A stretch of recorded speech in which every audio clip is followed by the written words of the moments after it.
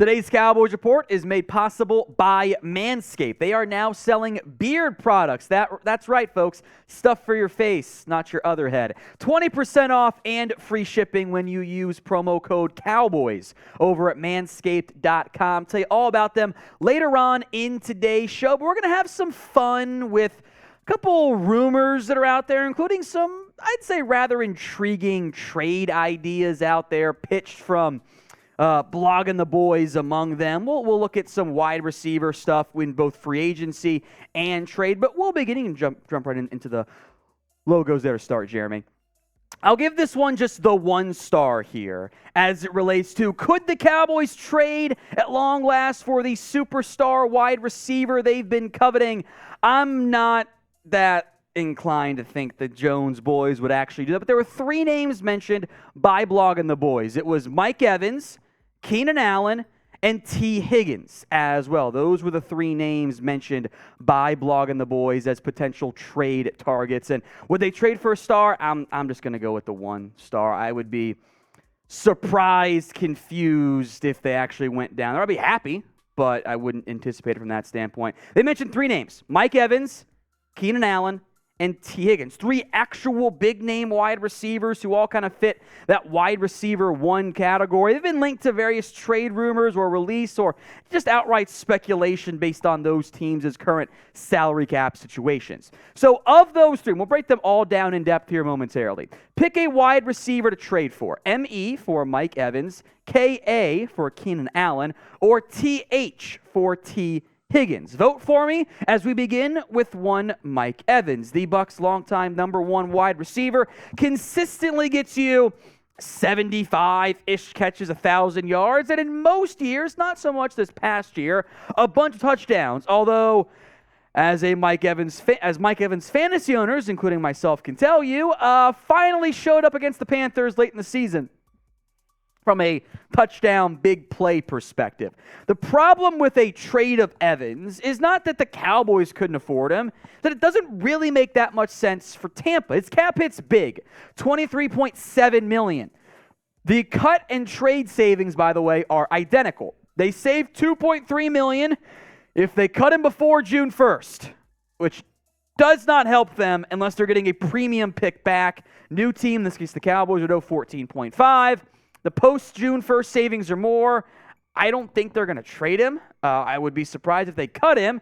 I wouldn't be shocked if a restructure or an outright extension happens. So my prediction on Mike Evans, sorry to say that the Bucs end up keeping Evans at this position, and the Cowboys don't land him. Even though it's a fun name to explore and call about, I wouldn't get my hopes up too high on that front. Now, when it comes to wide receiver, is it the single biggest need for the Cowboys, or would you go maybe with like a cornerback, for example? Get those answers in at the pinned comment for me. Y for yes, N for no. The ad break comes here on YouTube. Head down to that pinned comment and let me know what you think. Keenan Allen next up here. The last 4 years, those numbers don't look quite as good. Injuries a big factor in that. He's been a sometimes heavy part-time slot receiver with reliable hands, good production, fantastic route runner. And the money is an issue for a guy with injury problems. $21.7 million cap hit. The Chargers save either 14.8 or 17.5. And then the trade savings in the middle there because, post 6-1 trade isn't really going to happen, I don't think. New team owes $19 million. It's a lot of money to pay for a guy coming off injury and on the wrong side of that 30-ish mark now. I'm going to go with Chargers end up cutting Keenan Allen, which in that case, I have interest in signing Allen, even though I do prefer more speed, but Allen still gets open, and I would like to have guys who get open that aren't named CeeDee Lamb. ESPN put out some new metrics today, end of the season, for where players ranked in getting open. And Gallup and Noah Brown, of the 120 players they ranked, were both in the bottom 90, which isn't, 90 or worse, which is not very good. So if he gets cut, I have interest. Other news is Manscaped has launched the Beard Hedger Pro Kit. It's the premier solution to face grooming. Get rid of the bulky razor, whatever you've been using. Tame your mane by going to manscaped.com and using promo code Cowboys. The Beard Hedger Pro Kit has made it easier than ever to craft your signature look. It'll take your facial hair anywhere from Gandalf to totally bare. The trimmer has a titanium-coated T-blade. They'll give you a bunch of other products, too, with the full-on Beard Hedger Pro Kit. Shampoo, conditioner, beard oil, beard balm, and beard brush, comb, and scissors to ensure your beard is ready to impress. Get 20% off and free shipping with code COWBOYS over at manscaped.com. That's 20% off and free shipping at manscaped.com when you use promo code COWBOYS. Links in the comment section and the description of today's show. Get the Beard Hedger Pro Kit today. You will not regret it. Make sure you're taking care of the balls of your face with Manscaped. Tee Higgins. Told you to go through all three. Next up here, Higgins coming up a very strong season for the Bengals. He and Jamar Chase and Tyler Boyd form one of the better, if not the best, wide receiver trios in the NFL. The theory on, they're going to get rid of Tee Higgins is that, well, Jamar Chase due for a big fat new contract.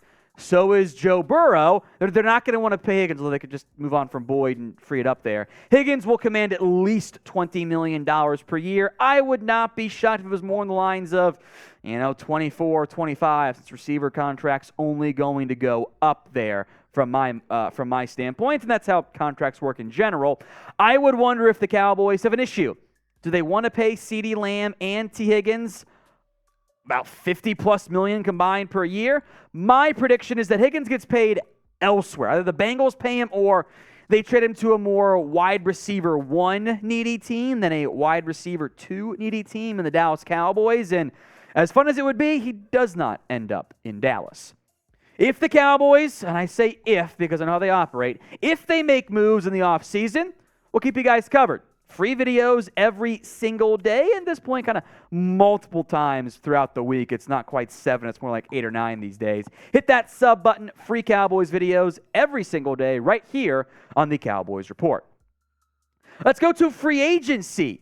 Could the Cowboys pursue Parris Campbell as an open market player? I'll give this one 2 stars. I think there are some interesting elements to like from this standpoint. Mentioned by USA Today, the number 1 free agent target for each team. They went with Parris Campbell, and that certainly fits the Jones boys mold of former high-round pick, coming off injury, be a bit more affordable there. He's mainly been a slot receiver, which does raise some concerns since I like using CeeDee Lamb in the slot. Despite his top-end speed and decent size, he has really battled injuries in his career. Better production this year. Still not the best at actually getting open. I think the injuries kind of hurt him there. He's had 1 solid year, and the first 3 years just injury for Parris Campbell. I would assume because of that injury history, because he averaged less than 10 yards per catch, it's kind of middling there, he would be a buy low candidate for a team like the Cowboys here. Now, CeeDee Lamb, here's your wide receiver 1. Noah Brown, Hilton are free agents. Okay, I don't want to rely on Gallup, Tolbert, and Dennis Houston again emerging as your wide receiver 2, wide receiver 3. If you do nothing again at wide receiver or bank on a 3rd-round pick, we know how that's going to go most likely. That would be organizational failure.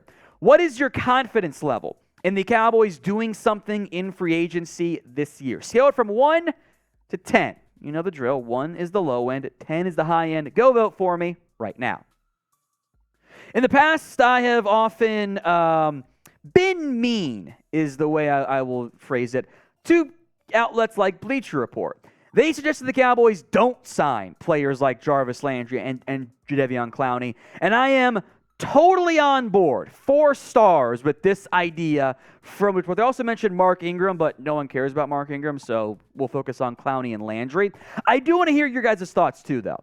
Name a free agent who you do not want the Cowboys sign. Could be a bigger name, could be an easy, lower-hanging fruit option. Let me know in the comments who you desperately want the Cowboys to avoid as we look more in depth at why signing players like Clowney and Landry don't make sense for the Dallas Cowboys this time around. We'll begin with Jadeveon Clowney. Again, on that Bleacher Report list, he always asks for big money. And I think he burned a lot of bridges with his very public comments around his role with the Browns, saying the team was looking just to get Myles Garrett's sack numbers up, and he didn't like the way he was being utilized, even though, I'm sorry, Clowney, you're not as good as you were at your peak. And I think there's too much me from Clowney with that comment. That really turned me off. I don't think a high-priced edge is even the route you want to go, so I agree. I'm passing on Clowney if I were the Dallas Cowboys. As for Jarvis Landry, I remember this time last year, a lot of people wanted to get Landry on the team. Maybe they're LSU fans, whatever, it's fine. He's not the player he was at his prime, and frankly, I don't know how much interest there's really going to be in Landry. He wanted, I think it was $10 million a year or $20 million a year last year. Did not get close to it. Only played in 9 games. His numbers have plummeted. 570 yards in 2021, down to 272 this year. That's worse than Noah Brown. I don't want him on my team at this point in his career. Was once a great slot for the Miami Dolphins. Not that dude anymore. Or even early in his career with the Browns as well. So I'm not signing Clowney, not signing Landry. I want to make moves, just not those two moves.